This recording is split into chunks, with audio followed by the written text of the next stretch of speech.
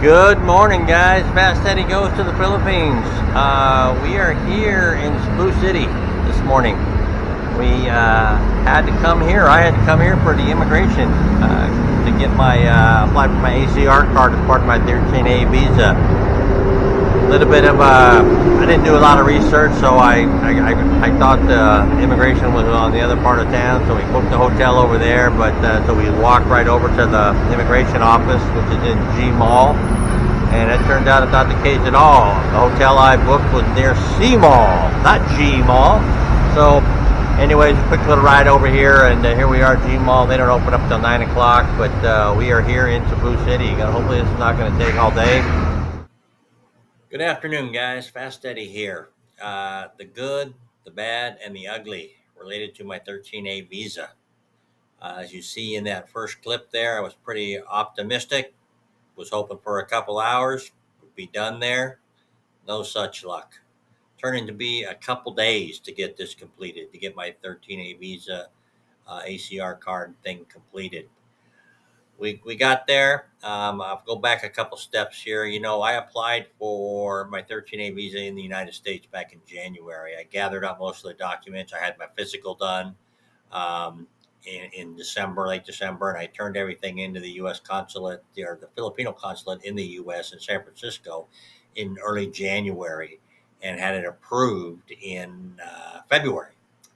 And so we just sat on it. I knew that the stamp in my passport said that it was good for a year. I had to arrive in the Philippines within a year. Okay, no problems. Everything's going to be great. So we get to the immigration office, and you have to do this either in Manila or Cebu. You can't go to one of the satellite offices like they have in Panglao here or in the smaller cities. You have to go to the main thing. You probably can do it in Davao, I think, too. But the two big ones they always said are Manila and Cebu. And so show up there bright and early. I'm thinking a couple hours. All right.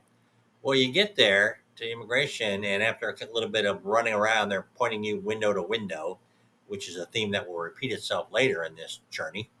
Um, they tell me that I need to go to the Bureau of Quarantine to have my medical approved, so they could give me a stamp in my passport saying I cleared the quarantine process and that I'm fit to be in the Philippines. I said, all right, whatever. It was like it cost us 50 pesos. It was right around the corner cab ride. We actually stopped at the Cebu City Health Clinic, but the BOQ was right next door. So, anyways, we get in the BOQ. No line in there or anything, and very helpful people, very friendly. They informed me that my medical is over 6 months old, and it is no longer valid. Although my visa is a year long, the medical part is only good for 6 months. So I'm like, darn. And I almost was ready to give up at that point. I was like, you got to be kidding me. What am I going to. The lady was very encouraging. She said, no, we have a clinic set up. We can do this. We can take care of everything. She even let me use their restroom right there so I could collect my stool sample because she said it's cleaner and nicer and yada, yada than the clinic they were going to send me to, which was true. So, all right, so we do that, and we have to take a taxi ride, probably 5, 6 miles away to this clinic down by the port. And they take your blood, they take your urine, they collected my stool sample that I had already gotten, and they have to do an X-ray, and then we got to wait. So my couple hours in my initial video there turned into the second day. So we grabbed a hotel, inexpensive hotel right by the clinic because they told us come back first thing in the morning and we'll have your results for you. We'll give them to you and you can take them back to BQ, get taken care of. Okay, so that's what we did. And it kind of worked out nice. I mean, in some ways, because the hardware store that we had to go to get a tool was nearby, right by the hotel. So we were able to walk down there and check out the tool and everything. It's a big roto hammer, so I didn't want to buy it right then and there because I don't want to be carrying it around. It weighed about 60 pounds. Um, so anyway, next morning we get our results, 9 o'clock, 9:30 or so. We jump in the taxi, we shoot back to the BQ. They look at everything. Everything looks good except the X-ray, the radiology, the chest exam. They're little dark masses in there. He says, the doc says. So he says, go back and have it redone. And if it doesn't look clear, we're going to have to send you to a specialist. I'm thinking, good God. Anyway, so we go back, have another X-ray done, and then we wait. And then they put us on the fast track. They were very helpful. I can't say enough about how they were, accommodating to get us in and out of there. So a couple hours later, they produce an X-ray. We take that back. The doctor says this one is good. Everything is fine. My blood looked good. Urine looks good. Uh, no parasites in my stool, and my chest is clear. And so then, and that all cost us about the BOQ cost 1,900 pesos, about 33 bucks. The clinic was about the same, 33 bucks, 40 bucks in there, 1,900 pesos, I think it was. And then, but the taxi ride back and forth, that ran us about 17, 18, 19 bucks in there. I mean, we took multiple taxi rides to places. The one thing I didn't mention when I first went to the clinic was that because I'm from the US, I had to get a polio vaccine. I didn't have my shot record with me. I wish I did because I have had polio when I was a kid. I had it when I was in the military, but I didn't have a shot record with me, so I got another polio vaccine. Uh, so now we're back at BAQ. Everything's good. They stamped our passport. It's probably about 2 o'clock in the afternoon. Now, mind you, we also need to keep in mind that we're trying to get to the 540 ferry from Cebu back to Tagby. That's the last ferry, the last fast ferry that goes from Cebu to Bohol. And so we need to be on that. Otherwise, we were going to have to wait around 8 o'clock at night and take the slow ferry, the freight ferry, which takes 4 hours to get across the same channel. And so that's what kind of goal we were shooting for. And immigration closes at 7. So we had that option in there. So we go back to immigration. We have our stamp there and my physical stamp. And we go through the process here. You get to immigration, you go to the ACR card window, and then they send you to another window, and they send you to another window. And sometimes each window doesn't know what the other window is doing. You're going back and forth. There seems to be a lot of confusion. The other issue is when you initially get there, they then tell you that you need to have a folder. And it's a two-hole, two-prong metal folder with a folder with the metal prongs on top to put all your documents in. Well, it's not like I'm carrying one of these folders around with me, but luckily, there's a business set up right outside immigration that provides this service to you. So you buy a folder, you make photocopies, you hole punch your documents, you put your folder together, and you begin the process. And then you go back through these windows. And at the time they're giving you new documents, so you're going back. And one guy let us use his hole punch in immigration, so we can hole punch some of the documents. We're putting the documents back in the folder. You get everything together, and then everything is complete. And the ACR desk takes it, and they tell us at this point, okay, we're going to need an hour to enter this into the system. Since you applied in the US or outside of the country, we're going to have to manually enter you into our system. So come back in an hour. Okay, 1 hour would be 4 o'clock. We're still on our time frame. Things are good. We have to then we go out and hang down. There's a mall. It's in a mall, the G Mall, and there's a shopping center, like a food court downstairs. So we go hang out for an hour, come back up. Our information had been entered in. We kind of prodded them too. We kind of went right up to the desk and said, hey, how we doing with our stuff? And oh yeah, they pulled the folder out and took some photographs of me. One thing they asked me, and I hope I got this right, they asked me my blood type.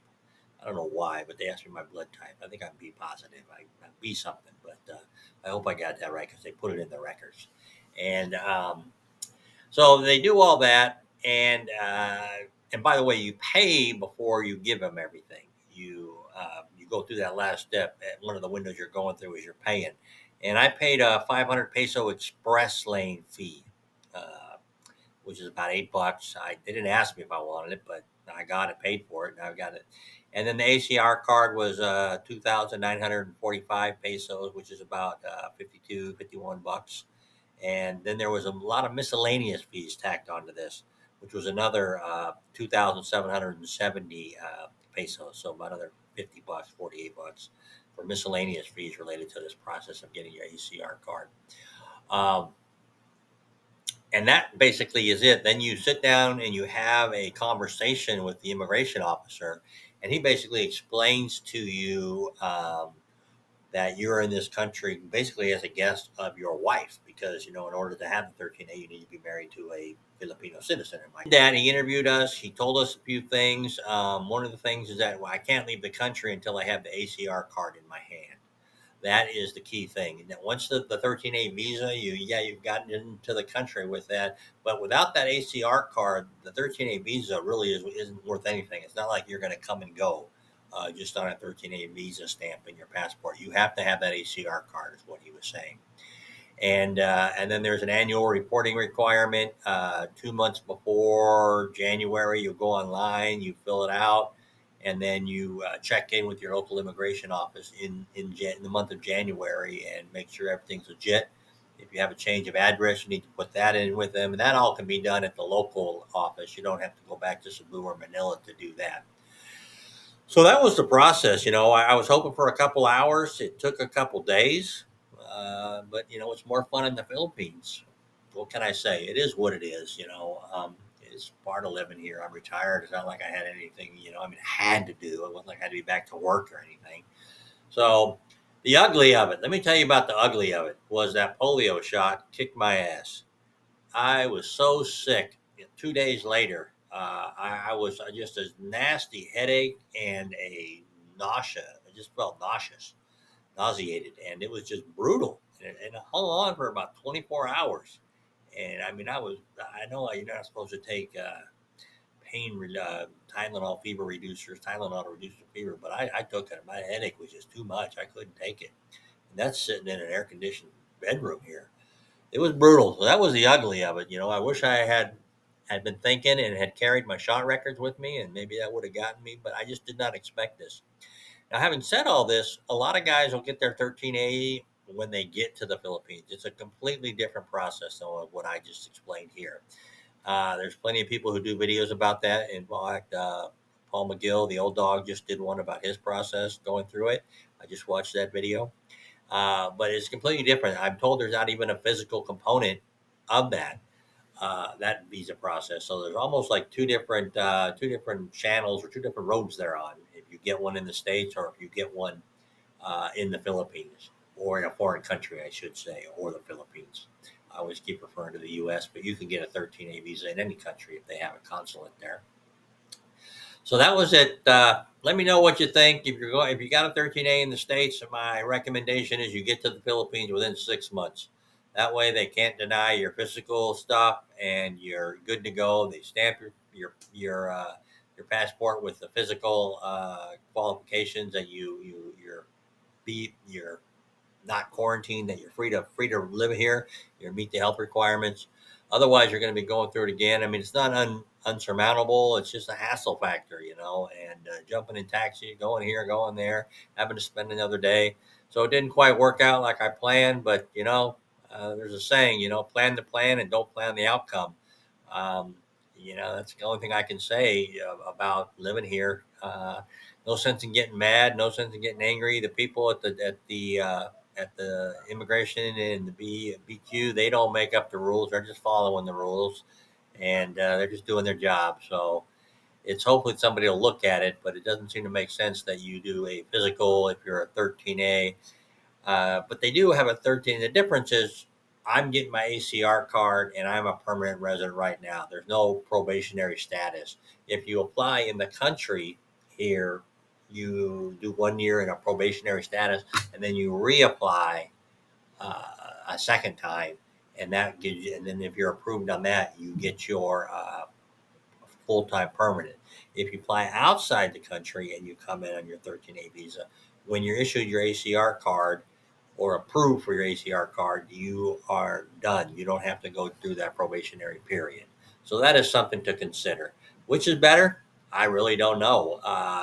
I think really it just kind of depends on your situation. I know a lot of people come to the Philippines, retire expats, and they're single, and then they meet a woman and they get married. And so that I don't wouldn't make sense to go back to your home country, go fly. So you're here. That's what you do. If you're living in the States and you're married to a Filipino citizen and you're thinking of coming here, it's something to look into. Um, the one downside of it, if there's, if there's something happens, if your wife passes, I mean, there's no divorce in the country, so it's not like your wife's going to divorce you. But I don't know if the wife can petition to ask you to have you leave, or I really don't know about any of that. I haven't seen anything on that. Um, my wife is 19 years younger than I am, so hopefully she sees me on to the next world, and not vice versa there. So that would be the only scenario where I would see that I might have an issue if something happens to my wife and God forbid she passes away, that I would have to reconsider my visa options. And I don't know how that would happen. Hell, I don't even know if I'd get to the school on my own to deal with that. But, anyways, all right, guys, thank you for watching. And shout out to the people that have subscribed in the last couple of weeks. My numbers are up. I really appreciate that. I've gotten some good comments. I got a really good fan in Germany who's sending me information, asking me to do some videos. This is her home island, and she wants to see some things here. So I'm going to be happy to oblige her and try to come up with some stuff from around Pang Lao and make her happy. All right, guys. Thank you.